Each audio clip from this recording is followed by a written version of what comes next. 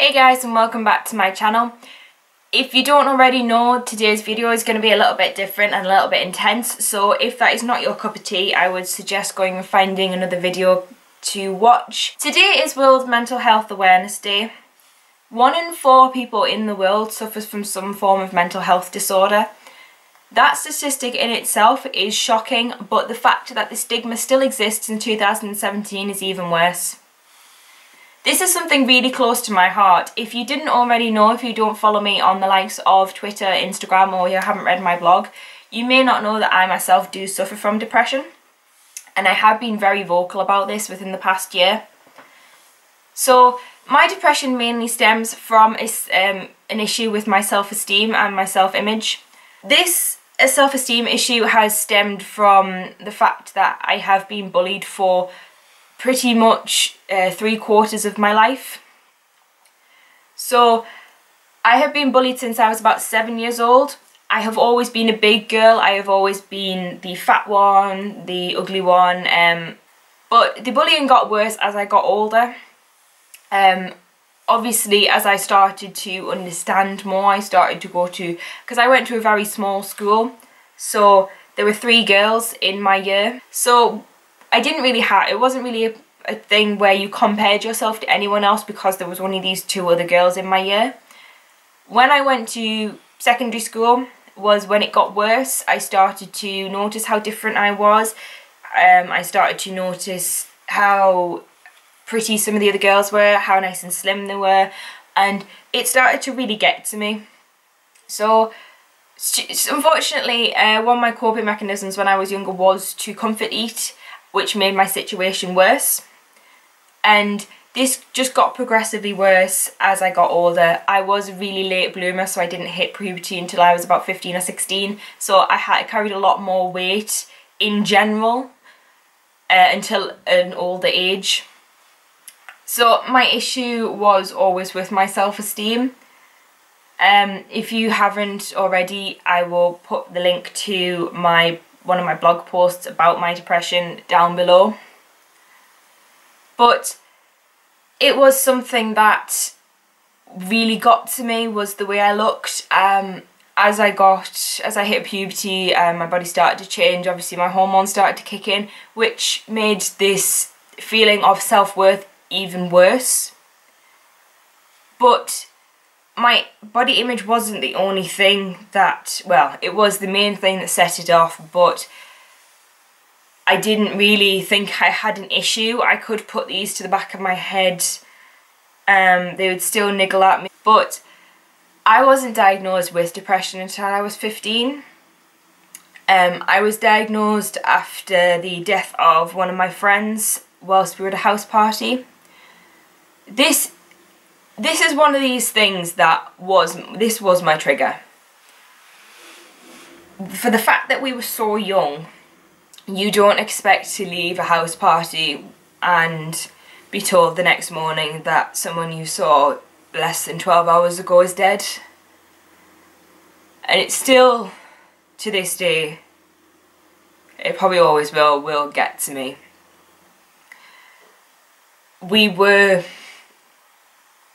You could see it on people's faces when we were in school until we found out what happened. We were being judged. It was a congenital heart defect that was the cause of his death, but it's one of these things that you end up being the centre of gossip because of this. After that, I hit rock bottom. I started to self-harm. I was a prolific self-harmer when I was younger. I used to keep a stash of razor blades under my bed. I was not in a good place. I was numb, if I'm perfectly honest. Depression does this to you. It's something that is hard to explain to those who haven't been through it, because it's not something they can comprehend. How can you be numb? It doesn't really make sense to them. I could fake a smile, I could laugh, I could go to school, and I could go out. But to do this was exhausting. It used to take me 2 hours to get out of bed on a morning for school. I was numb, I was exhausted constantly, I couldn't sleep fully. I'd sleep for about 2 hours and I'd spend the rest of the night sitting, doing nothing, thinking, or worse. I used to go out and I used to get drunk. I used to get so drunk that I didn't know where I was, I didn't know who I was. And those were the times when I felt something. I felt like I was someone else, and that made me happier. It made me sick to think that the fact that I had to be so drunk, or I had to be bleeding to feel anything. I hated it. I hate it. It's like you're drowning and you can't ask people for help because you don't want them to know that you can't do this. You don't want them to know that you're weak. That it's your own thoughts that are causing you to be so sad.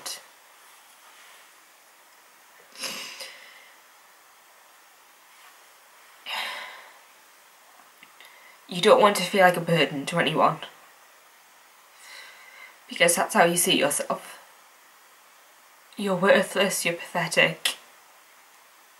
No one needs you, no one wants you. How much better off everyone would be without you. I got put on antidepressants 4 months after I started self-harming. And to admit to my mother that I was so low was one of the worst experiences of my life. It was worse than every time I'd have to get in the bath or in the shower after I'd cut myself, and I'd have to hold a flannel in my mouth to stop from screaming. I was in so much pain.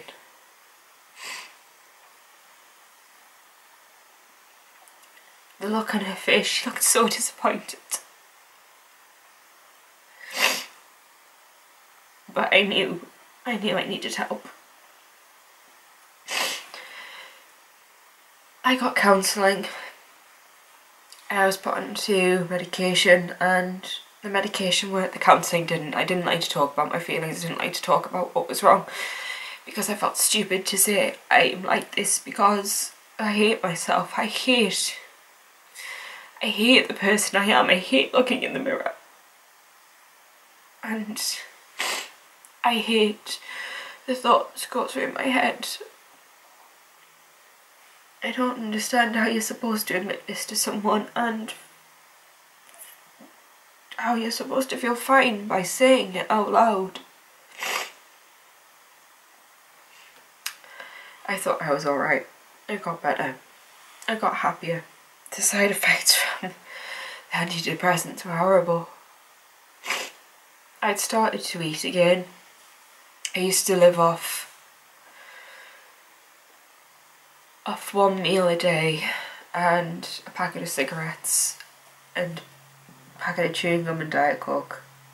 I lost 3 stone in a few months because I was eating so little.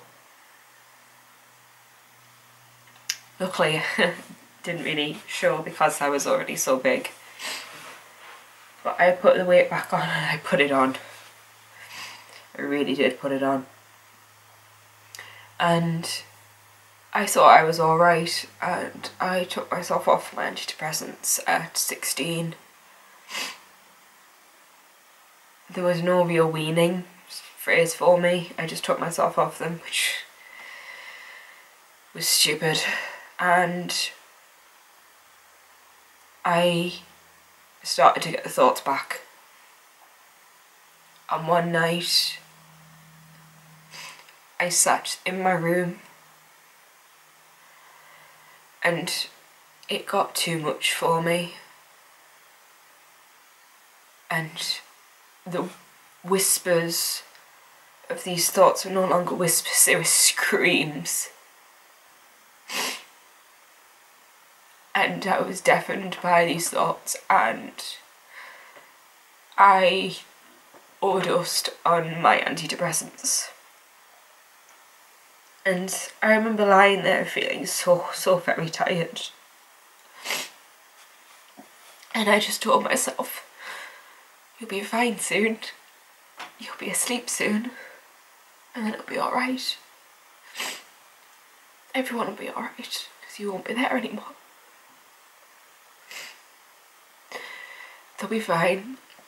They'll be fine without you. And then I thought about who was in the house.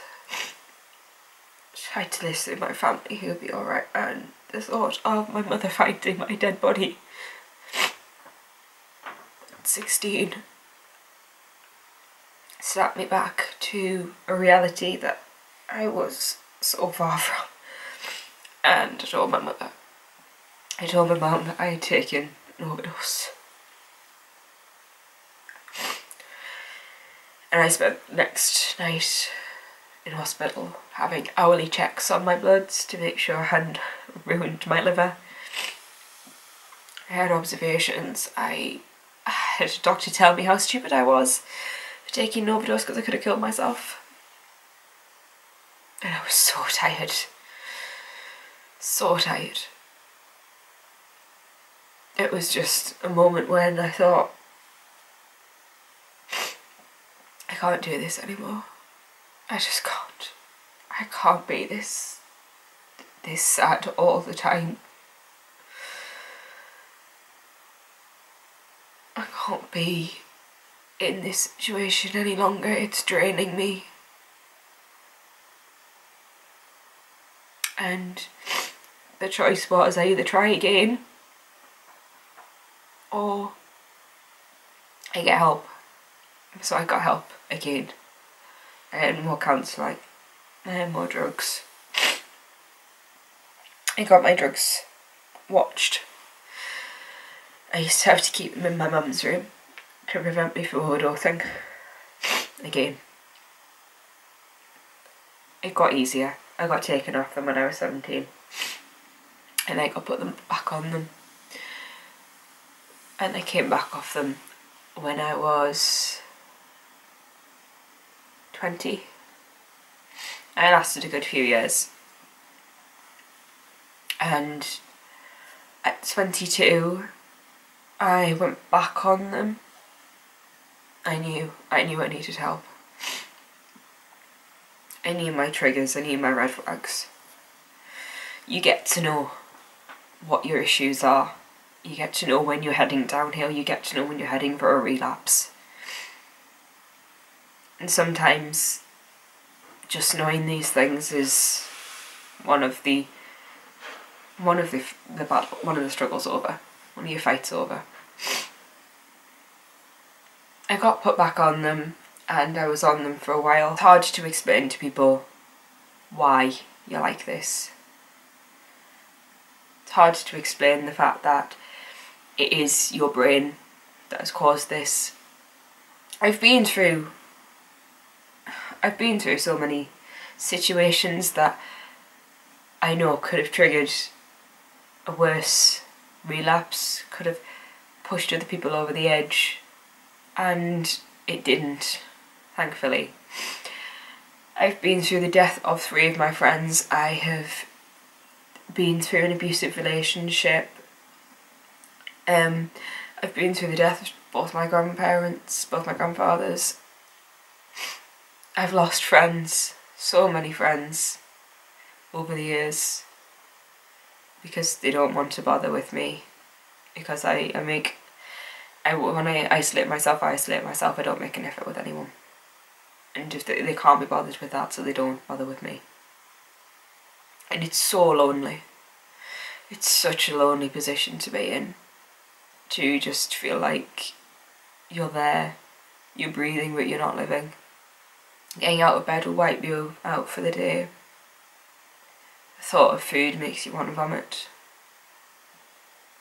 You can't smile, even with your best intentions or your best attempts at faking a smile. You can't. You could listen to a funny conversation and you just feel nothing. It's just nothing. You're there, but you're not. And you don't want to be. You want to hide. You want to be alone in your own self-pitying little world. To destroy yourself. Because you hate yourself. You hate what you've done, you hate what you've become, you hate what you presume you're going to be. You hate the fact that you're going to be this person forever. But you're not. I got taken off my antidepressants in May.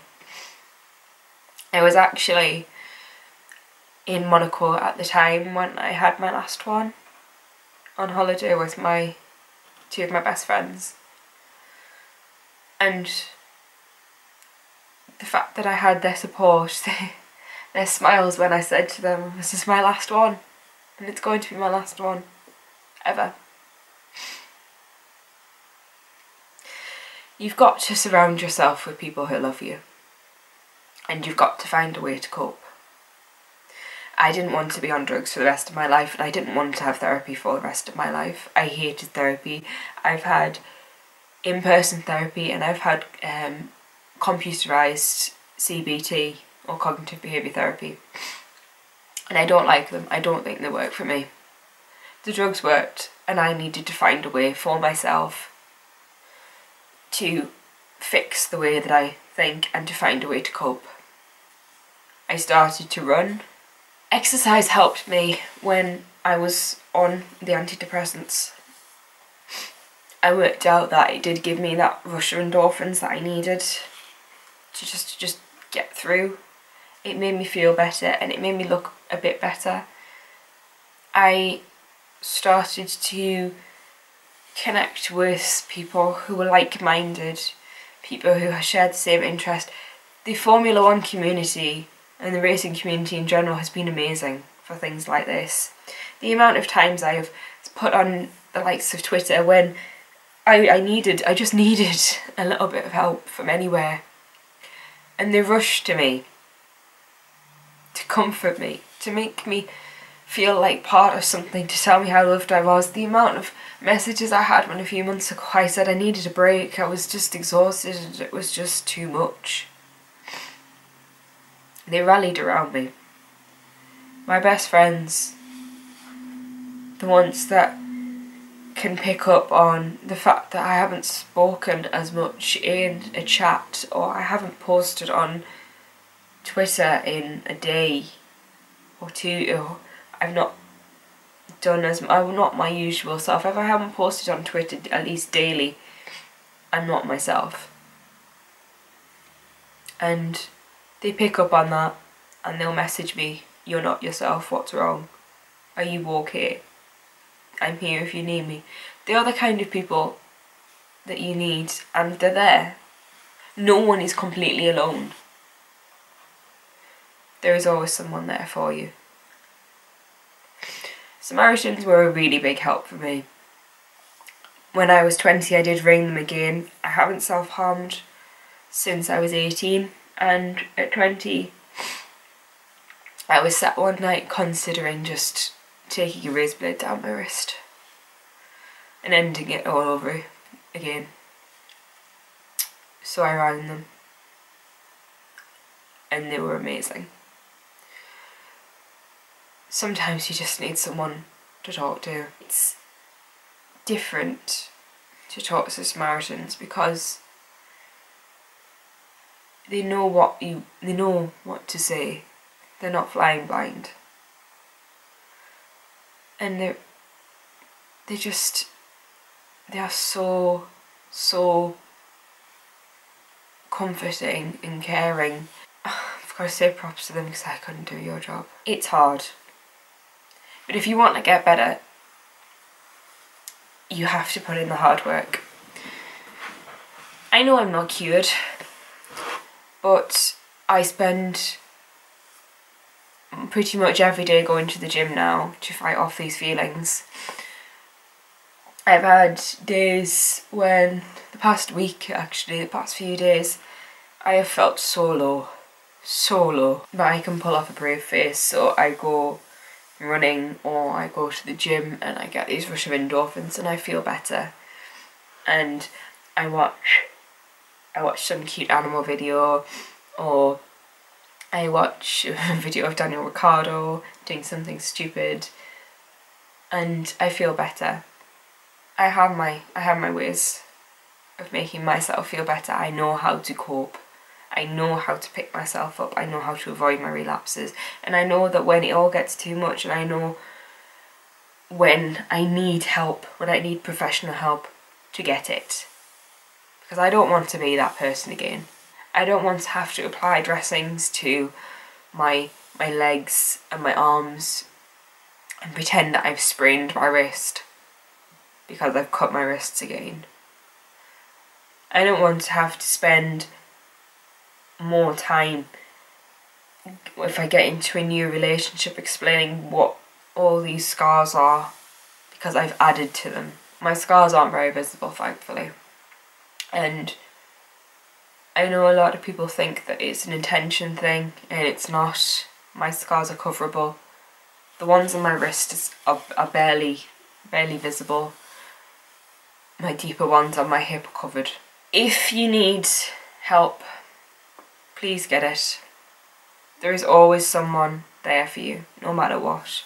No matter where you are in the world, there are people who are there to help you. Don't feel alone. It's the worst feeling in the world to feel like you are trapped and alone with no one to go to. You are not alone. There is always someone there for you. There's always someone who will love you. Don't ever forget that.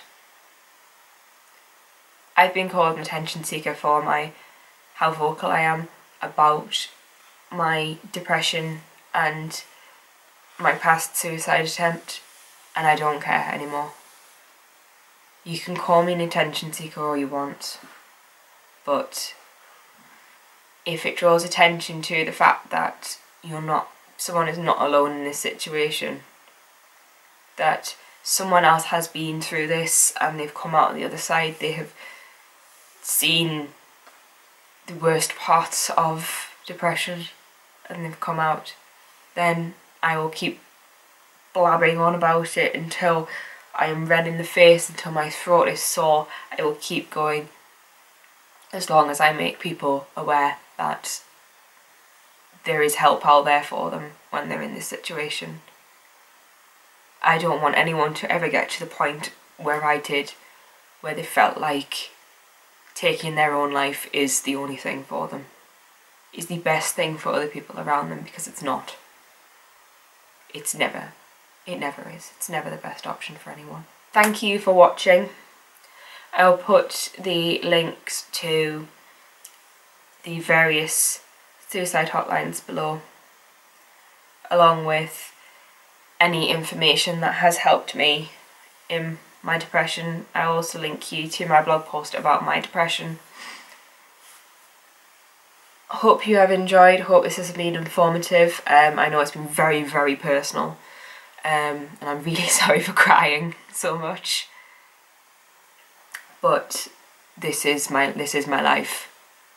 It's not perfect. The snippet that you see online is not the real me. It's only a fraction of me. And I am the worst for doing this, and I'm really sorry to anyone who has done it.